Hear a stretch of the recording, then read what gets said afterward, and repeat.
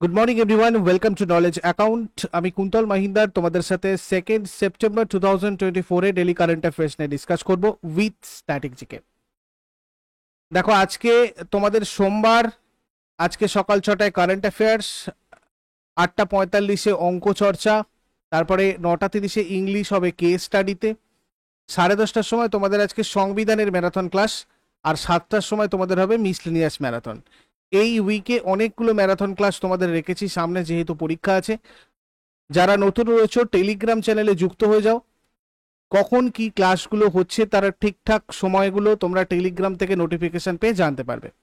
আর আগামী শনিবার আর রবিবার তোমাদের যেরকম উইকলি মক টেস্ট হয় ডাব্লিউবিপি কেপির জন্য আর মিসলেনিয়াসের জন্য, সেরকমই হবে নির্দিষ্ট টাইমে।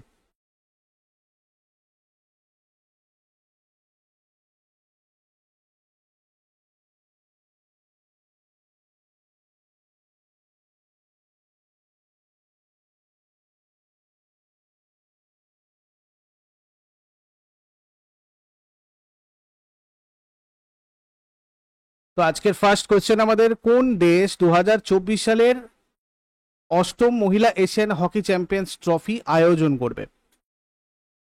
দেখো, এরা হোস্ট করবে আমাদের ভারত। সেই কারণে এই প্রশ্নটা খুব গুরুত্বপূর্ণ, ভালো করে মনে রাখবে সবাই। রাজগীর, বিহার 8ম মহিলা Asian champions trophy hockey tournament 2024-এর আয়োজক হবে। এই টুর্নামেন্টটা রাজগীরের হকি স্টেডিয়ামে হবে, আর এটা নিয়ে দ্বিতীয়বার ভারত এই টুর্নামেন্টটা আয়োজন করছে। 27 অক্টোবর থেকে 5ই নভেম্বর 2023 পর্যন্ত ঝাড়খণ্ডের রাঁচিতে 7ম মহিলা এশিয়ান চ্যাম্পিয়ন্স ট্রফি হকি টুর্নামেন্টের আয়োজন করা হয়েছিল, যেখানে ভারত জিতেছিল। আর প্রথম মহিলা Asian champions trophy hockey tournament 2010 সালে এবং দ্বিতীয়টি 2011 সালে অনুষ্ঠিত হয়েছিল, যেখানে দক্ষিণ কোরিয়া হচ্ছে সবচেয়ে সফল দল, এখনো পর্যন্ত 3বার জিতেছে। মেম্বার কান্ট্রি যদি দেখি আমরা, এশিয়ান হকি ফেডারেশনের মোট 31টা রয়েছে। হেডকোয়ার্টার মালয়েশিয়ার কুয়ালালামপুরে রয়েছে এবং প্রেসিডেন্ট দাতো ফুমিও ওগুরা। তারপরে বাণিজ্য আর শিল্প মন্ত্রকের অধীনে মশলা বোর্ড রপ্তানি বাড়াতে এবং এলাচের উৎপাদনশীলতা বাড়াতে একটি নতুন প্রকল্প চালু করেছে। এই প্রকল্পের নাম কি? এই প্রকল্পের নাম স্পাইসড। এর প্রাথমিক উদ্দেশ্য enhance value addition, drive innovation and promote sustainability in the spice sector. প্রকল্পটার জন্য বরাদ্দ করা হয়েছে 422.30 কোটি টাকা। তারপরে প্রজেক্ট সি বার্ড এর মহাপরিচালক হিসাবে কাকে নিযুক্ত করা হয়েছে? খুব ইম্পর্টেন্ট এটা একটা কোয়েশ্চেন। প্রজেক্ট সি বার্ড, এটা রাজেশ ধানকার ডিরেক্টর জেনারেল হিসাবে নিযুক্ত হয়েছেন প্রজেক্ট সি বার্ডের। হোয়াট ইজ সি বার্ড প্রকল্প? দেখো, প্রজেক্ট সি বার্ড হচ্ছে একটা নৌ পরিকাঠামো প্রকল্প, যেটা ভারতের পশ্চিম উপকূলে কর্ণাটকের কারওয়ারে একটা নৌঘাটি স্থাপনের সাথে জড়িত। তৎকালীন কেন্দ্রীয় প্রতিরক্ষা মন্ত্রী জর্জ ফার্নান্দেসের তত্ত্বাবধানে পোখরান-2 ইভেন্টের পর প্রকল্পটা 1999 সালে অনুমোদিত হয়েছিল, যার প্রাথমিক উদ্দেশ্য নৌবহর সমর্থন এবং যুদ্ধ জাহাজ রক্ষণাবেক্ষণ প্রদান করা। অপারেশন সিবার্ড নামে পরিচিত নৌঘাটির প্রথম পর্যায়ে 2005 সালে সম্পন্ন হয়, দ্বিতীয়টা সম্পন্ন হয় 2011 সালে, মানে শুরু হয় 2011 সালে, যার পরের ফেজটা এখন হচ্ছে আর কি। নেক্সট কোয়েশ্চেনে যাবার আগে তোমাদেরকে বলে দিই, পিএসসি ক্লার্কশিপের প্রিলিয়ার মেনের ইন্টিগ্রেটেড ব্যাচ চলছে নলেজ অ্যাকাউন্ট অফিসিয়াল অ্যাপে। তোমরা চাইলে এটাতে জয়েন করতে পারো। এই নাম্বারে ডিটেলসের জন্য যোগাযোগ করে নিও, কেননা এখানে তোমাদের প্রত্যেকটা সাবজেক্টের chapter wise class, chapter wise MCQ mock test, full length mock test, এগুলো সব রয়েছে। 20টা সেট তোমাদের এখানে পুরো ক্লার্কশিপের দেওয়া রয়েছে প্রিলির জন্য, যেটা তোমাদের ক্লার্কশিপের সমস্ত প্রিপারেশনের জন্য, পুরো অল প্রিপারেশনের জন্য খুব গুরুত্বপূর্ণ। এবং পরিবর্তন ব্যাচ কোর্সটা তোমাদের ডাব্লিউবিপি কেপি যে কোনো পরীক্ষার জন্য একটা ম্যারাথন কোর্স, ফাউন্ডেশন কোর্স, যেখানে তোমাদের 500টারও বেশি মক টেস্ট দেওয়া আছে চ্যাপ্টার ওয়াইজ, ফুল লেন্থ। আর তোমাদের এখানে ক্লাসেস আর পিডিএফ এগুলো তো রয়েইছে। আরও বিশদে জানার জন্য 9593430522 তোমরা যোগাযোগ করে নিতে পারো। এছাড়া তোমাদের নতুন batch SSC foundation, railway foundation বা এসএসসি রেলওয়ে কম্বো, এগুলোও চলছে নলেজ অ্যাকাউন্ট অফিসিয়াল অ্যাপে। তোমরা এই নাম্বারগুলোতে যোগাযোগ করে জয়েন করে নিতে পারো আমাদের সাথে।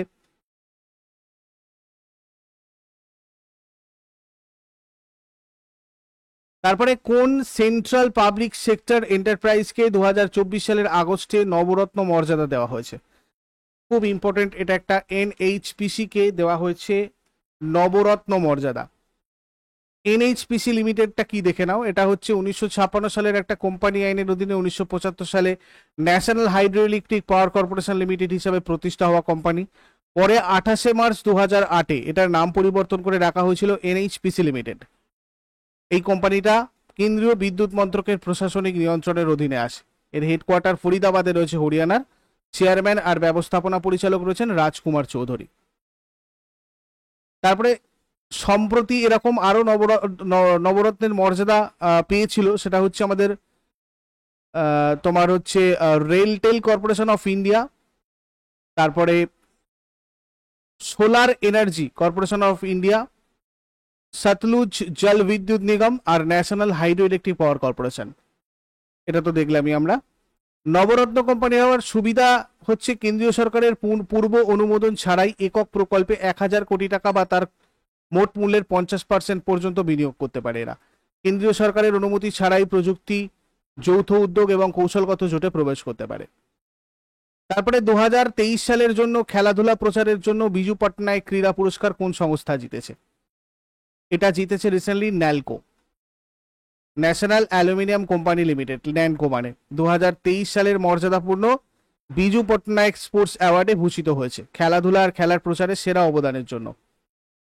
নবনির্বাচিত বিজেপি সরকার বিজু পটনায়ক স্পোর্টস অ্যাওয়ার্ডের নাম পরিবর্তন করে রেখেছে ওড়িশা রাজ্য ক্রীড়া সম্মান। ওড়িশা ক্রীড়া আর যুব পরিষেবা বিভাগ রাজ্য ক্রীড়া সম্মানের জন্য নির্দেশিকা জারি করেছে, যেটা উপযুক্ত প্রার্থীদের প্রাপ্যতা সাপেক্ষে বার্ষিক 8টা বিভাগে পুরস্কৃত করা হবে। খেলাধুলার প্রচারের জন্য লাইফ টাইম অ্যাচিভমেন্ট অ্যাওয়ার্ড 3 লক্ষ টাকা নগদ পুরস্কার দেওয়া হবে, যখন খেলাধুলায় অসামান্য পারফরমেন্সের জন্য যেখানে তোমাকে দেওয়া হবে মানে 2 লক্ষ টাকা, আর কোচিং এর শ্রেষ্ঠত্বের জন্য 1 লক্ষ টাকা। এছাড়াও প্রত্যেকটা বিভাগে 1 লক্ষ টাকা নগদ পুরস্কার দেওয়া হবে। ক্রীড়া প্রচারে সেরা অবদান, ক্রীড়া সাংবাদিকতায় শ্রেষ্ঠত্ব, বছরের সেরা প্যারা স্পোর্টস ব্যক্তি, বছরের সেরা ক্রীড়াবিদ জুনিয়র বিভাগে এবং ক্রীড়া বছরের প্রযুক্তিগত কর্মকর্তা বা সাপোর্ট স্টাফ। তারপরে অমৃতলাল মিনা কোন রাজ্যের মুখ্য সচিব পদে নিযুক্ত হয়েছেন? বিহারের হচ্ছে তোমার মুখ্য সচিব পদে নিযুক্ত হয়েছেন অমৃতলাল মিনা। ইনি 1989 ব্যাচের বিহার ক্যাডারের একজন আইএএস অফিসার। মুখ্য সচিব সম্পর্কে আমরা যদি দেখি, ভারত সরকারের প্রবীণতম আইএএস কে মুখ্য সচিব হিসেবে নিয়োগ করা হয়। ইনি হলেন রাজ্য সচিবালয়, রাজ্য ভারতীয় প্রশাসনিক পরিষেবা, রাজ্য সিভিল সার্ভিসেস বোর্ড এবং রাজ্য সরকারের নিয়ন্ত্রণাধীন সমস্ত সিভিল পরিষেবাগুলোর পদাধিকারী বলে প্রধান হন। মুখ্য সচিব রাজ্য প্রশাসন সংক্রান্ত সমস্ত বিষয়ে মুখ্যমন্ত্রীর প্রধান উপদেষ্টা। রাজ্যের মুখ্যমন্ত্রী মুখ্য সচিবদের নিয়োগ করেন। সাধারণত সিনিয়র আইএএস অফিসারদের রাজ্যের মুখ্য সচিব হিসাবে নিয়োগ করা হয়। নিয়োগের বিষয়ে মুখ্যমন্ত্রী কেন্দ্রীয় সরকারের মতামত নিতে পারেন, তবে এই পরামর্শ বাধ্যতামূলক নয়, আর মুখ্যমন্ত্রী বা মন্ত্রিসভার সঙ্গেও পরামর্শ করতে পারেন। মনোজ পান্থ কোন রাজ্যের মুখ্য সচিব পদে নিযুক্ত হয়েছেন? পশ্চিমবঙ্গের মুখ্য সচিব পদে নিযুক্ত হয়েছেন মনোজ পান্থ। ইনি 1991 ব্যাচের আইএএস অফিসার, পশ্চিমবঙ্গের নতুন মুখ্য সচিব হিসাবে নিযুক্ত হয়েছেন। তারপরে 2024 সালে বৈদ্যুতিক যান পরীক্ষার সুবিধার ভিত্তিপ্রস্তর কোথায় স্থাপন করা হয়েছে? দেখো, এটা স্থাপন করা হয়েছে কোথায়? বেঙ্গালুরুতে। 12 কোটি টাকা ব্যয়ে বেঙ্গালুরু শহরে প্রথম ধরনের এইরকম ধরনের বৈদ্যুতিক গাড়ি ব্যাটারি পরীক্ষার সুবিধা স্থাপন করা হচ্ছে। এই সুবিধার ভিত্তিপ্রস্তর স্থাপন করেছেন কেন্দ্রীয় ভোক্তা বিষয়ক মন্ত্রী প্রহ্লাদ যোশী। এটা বেঙ্গালুরুর জাকপুরের আঞ্চলিক রেফারেন্স স্ট্যান্ডার্ড ল্যাবরেটরি ক্যাম্পাসে ন্যাশনাল স্টেট হাউসে 1 একর জায়গায় অবস্থিত হবে। তারপরে 2024 সালে ভারতের প্রথম সংবিধান জাদুঘর কোথায় স্থাপিত হবে? প্রথম সংবিধান জাদুঘর এটা হবে কোথায়? হরিয়ানাতে। ভারতের প্রথম সংবিধান জাদুঘর, যার নাম হবে the constitution academy and the rights and freedoms museum, 26 November 2024-এ OP Jindal global university campus, যেটা হরিয়ানাতে রয়েছে, সেখানে এটা উদ্বোধন করা হবে। তারপরে দক্ষিণ ভারতীয় উপজাতি জ্ঞান কেন্দ্র কানু কোন রাজ্যে চালু হয়েছিল? এই কানুটা দেখো, কানুটা হয়েছে তোমার কর্ণাটকে। এটা একটা দক্ষিণ ভারতীয় আদিবাসী জ্ঞান কেন্দ্র বা নলেজ সেন্টার আর কি। তো 25 আগস্ট কর্ণাটকের বি আর হিলসে উপজাতীয় স্বাস্থ্য সম্পদ কেন্দ্রে এটা চালু করা হয়েছে। এর অর্থ হচ্ছে কন্নড় এবং সেলিগা উভয় ভাষায় চিরহরিৎ বন কানু মানে। দক্ষিণ ভারতীয় আদিবাসী অতীত, বর্তমান আর সাংস্কৃতিক প্রথম জ্ঞান কেন্দ্র হওয়ার লক্ষ্য এটা। ট্রি অফ নলেজ এটা অ্যাকচুয়ালি কানু। এর তিনটে শাখা আছে, একটা লাইব্রেরি যেখানে কর্ণাটক, কেরালা, তামিলনাড়ুর উপজাতি সম্প্রদায়ের প্রকাশনাগুলো আগ্রহী গবেষক এবং সাধারণ জনগণের সাথে পরামর্শ করা যেতে পারে। একটা কানু টিকাযুক্ত গ্রন্থপঞ্জি, দক্ষিণ ভারতীয় আদিবাসী বিশ্বের ঐতিহাসিক এবং সমসাময়িক রচনাগুলোর ওপর 1200টারও বেশি কাজ থাকবে। দক্ষিণ ভারতীয় আদিবাসী এবং আদিবাসী পণ্ডিতদের দ্বারা সহরচিত আর একটা বই। এরপরে আগের দিনের হোমওয়ার্কগুলো সবাই দেখে নাও। লাস্ট সাপার কোন চিত্রশিল্পীর বিখ্যাত চিত্রকর্ম? এটা হয়ে যাবে লিওনার্দো দা ভিঞ্চি। কোটা শহরটা কোন নদীর তীরে অবস্থিত? চম্বল নদী। আর আজকে তোমাদের জন্য প্রশ্ন থাকবে, আরবিআই এর মুখ্য কার্যালয় কোথায় অবস্থিত? 2024 সালের ফেব্রুয়ারিতে কোন ভারতীয় সঙ্গীত শিল্পী 3টে গ্র্যামি পুরস্কার জিতেছে? এগুলো শেষকালে কমেন্টে আমাদের জানাও। চট করে আগের দিনের এগুলো কুইক রিভাইজ করে নেব। চট করে অ্যান্সার করো দেখি। 1 সেপ্টেম্বর 2024-এর যারা যারা লাইভে রয়েছে কতগুলো উত্তর করতে পারো। 2024 প্যারিস প্যারা অলিম্পিক মহিলাদের P2 10 মিটার এয়ার রাইফেলে SH1 ইভেন্টে রুবিনা ফ্রান্সিস কোন পদক জিতেছেন? ব্রোঞ্জ। 2024 প্যারিস প্যারা অলিম্পিক মহিলাদের 100 মিটার T35 ইভেন্টে প্রীতি পাল কোন পদক জিতেছেন? ব্রোঞ্জ। 2024 প্যারিস প্যারা অলিম্পিক পুরুষদের P1 10 মিটার এয়ার পিস্তল SH1 ইভেন্টে মনীষ নারওয়াল কোন পদক জিতেছেন? রূপো। কোন রাজ্য গুগলের সাথে AI ল্যাব স্থাপনের জন্য একটা মেমোরান্ডাম অফ আন্ডারস্ট্যান্ডিং স্বাক্ষর করেছে? তামিলনাড়ু। পর্যটন ক্ষেত্রে সহযোগিতা বাড়ানোর জন্য ভারত সম্প্রতি কোন দেশের সাথে একটি সমঝোতা স্মারক স্বাক্ষর করেছে? Malaysia. Police research and development bureau সম্প্রতি এর প্রতিষ্ঠা দিবস উদযাপন করেছে। এর সদর দপ্তর কোথায়? নিউ দিল্লি। কোন সংস্থা রাজস্থানের জয়সালমীরে 160 মেগাওয়াট সৌর ক্ষমতা চালু করেছে? NTPC। টয়োটা কির্লোস্কার মোটর সম্প্রতি গাড়ির ঋণের জন্য কোন ব্যাংকের সাথে একটি চুক্তি স্বাক্ষর করেছে? Union bank of India. 5 বছর বয়সে মাউন্ট কিলিমাঞ্জারো জয় করে সর্বকনিষ্ঠ এশিয়ান হয়েছেন কে? তেগবীর সিং। আন্তর্জাতিক পরমাণু পরীক্ষা বিরোধী দিবস কবে পালিত হয়? 29 আগস্ট। দ্রুতগতির বোলার শ্যানন গ্যাব্রিয়েল সম্প্রতি আন্তর্জাতিক ক্রিকেট থেকে অবসর গ্রহণ করেছেন। ইনি কোন দেশের খেলোয়াড়? West Indies.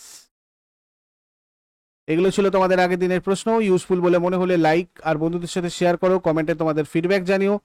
যারা নতুন রয়েছে প্রতিদিন সকাল 6টার সময় ডেইলি কারেন্ট অ্যাফেয়ার্স এর আপডেটের জন্য নলেজ অ্যাকাউন্টকে সাবস্ক্রাইব করে বেল আইকন প্রেস করে অলে ক্লিক করে নেবে। Thank you so much, take care, have a great day.